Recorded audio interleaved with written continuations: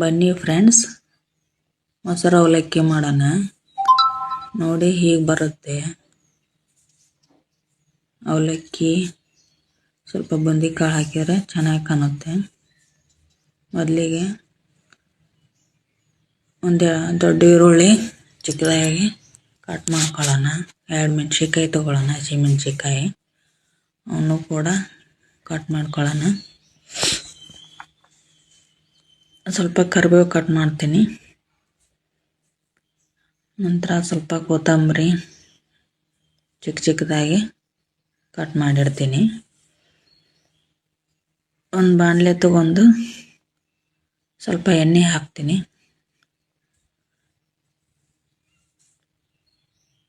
ಸ್ವಲ್ಪ ಸಾಸಿವೆ, ಅವಲಕ್ಕಿಗೆ ಒಗ್ಗರಣೆ ಹಾಕೋದಕ್ಕೆ ಇದೆಲ್ಲ ಜೀರಿಗೆ ಹಾಕ್ತೀನಿ. ಬಿಸಿಲಲ್ಲಿ ಮಾಡ್ಕೊಂಡು ತಿಂದರೆ ದೇಹ ತಂಪಾಗಿರುತ್ತೆ. ನೋಡಿ ಸ್ವಲ್ಪ ಉದ್ದಿನಬೇಳೆ ಹಾಕ್ತೀನಿ. ಕಟ್ ಮಾಡಿರೋಂಥ ಹಸಿ ಮೆಣಸಿನ್ಕಾಯಿ ಹಾಕ್ತೀನಿ.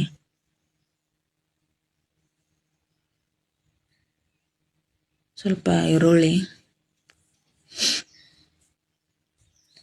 ಕರಿಬೇವು ಸೊಪ್ಪು.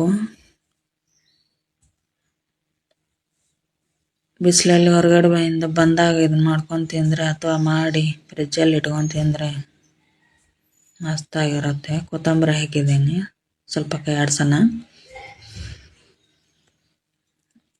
ನೋಡಿ ಇನ್ನು ಸೈಡ್ ಇಟ್ಕೊಳ್ಳೋಣ. ಸ್ವಲ್ಪ ತಣ್ಣಗಾಗಲಿ ಅದು ಒಗ್ಗರಣೆ.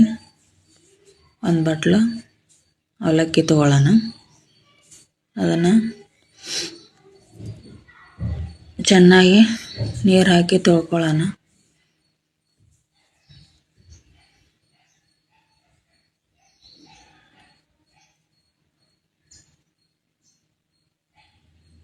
ನೋಡಿ ಹೀಗೆ ಚೆನ್ನಾಗಿ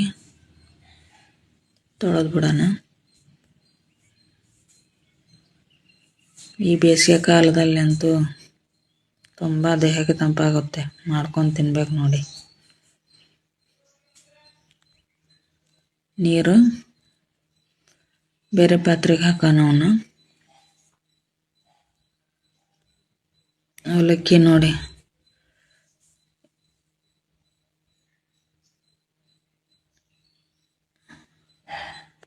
ನೀರೆಲ್ಲ ಬಸ್ಕೊಂಡಿದ್ದೀನಿ.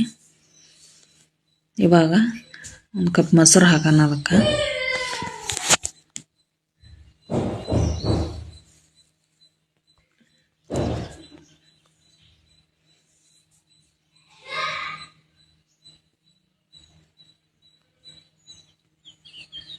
ನೋಡಿ ನೋಡೋದಕ್ಕೂ ಎಷ್ಟು ಚೆನ್ನಾಗಿ ಕಾಣುತ್ತೆ.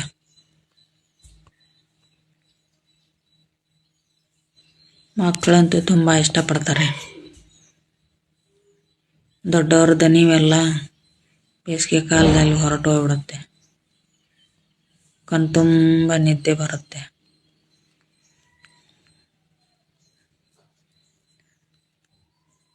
ಅದಕ್ಕೆ ಸ್ವಲ್ಪ ನೀರು ಸೇರ್ಸೋಣ. ಇಲ್ಲಾಂದ್ರೆ ತುಂಬ ಗಟ್ಟಿಯಾಗಿ ಅತಿ ಮೊಸರು ತಿಂದರೆ ಹೀಟ್ ಆಗುತ್ತೆ. ಸ್ವಲ್ಪ ನೀರು ಬೆರೆಸೋಣ. ನೋಡಿ ಇಷ್ಟಿದ್ರೆ ಸಾಕು. ಅದಕ್ಕೆ ಒಗ್ಗರಣೆ ಮಾಡ್ಕೊಂಡಿದ್ವಲ್ಲ ಅದನ್ನು ಮಿಕ್ಸ್ ಮಾಡೋಣ. ನೋಡಿ ಮಿಕ್ಸ್ ಮಾಡ್ತಾಯಿದ್ದೀನಿ ನಾನು.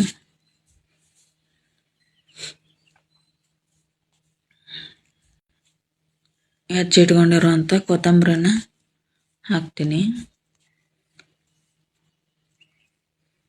ಸ್ವಲ್ಪ ರುಚಿಗೆ ತಕ್ಕಷ್ಟು ಉಪ್ಪು ಹಾಕ್ತೀನಿ.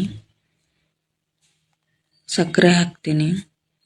ಸಕ್ಕರೆ ಹಾಕಿದ್ರೇ ಮೊಸರು ಅವಲಕ್ಕಿ ತುಂಬ ಟೇಸ್ಟಾಗಿ ಬರುತ್ತೆ.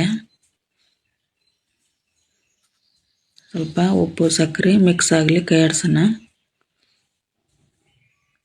ನೋಡಿ ಎಷ್ಟು ಕಲರ್ಫುಲ್ಲಾಗಿ ಬಂದೈತಿ. ಬೇರೆ ಒಂದು ಪ್ಲೇಟ್ ತೊಗೊಂಡು ಅದನ್ನು ಸರ್ವ್ ಮಾಡೋಣ. ಸರ್ವ್ ಮಾಡ್ಬೇಕಾದ್ರೆ ಸ್ವಲ್ಪ ಡಾನಿ ಆದ್ರೆ ಹಾಕೋಬಹುದು, ಪುಟಾಣಿ ಚಟ್ನಿ ಮತ್ತು ಬೂಂದಿ ಕಾಳು, ಸಪ್ಪನ ಬೂಂದಿ ಕಾಳು ಹಾಕೋಬೇಕು. ಟೇಸ್ಟ್ ಅಂತೂ ತುಂಬ ಚೆನ್ನಾಗಿರುತ್ತೆ. ಇವಾಗ ನೋಡಿ ಎಲ್ಲ ಮಿಕ್ಸ್ ಮಾಡಿ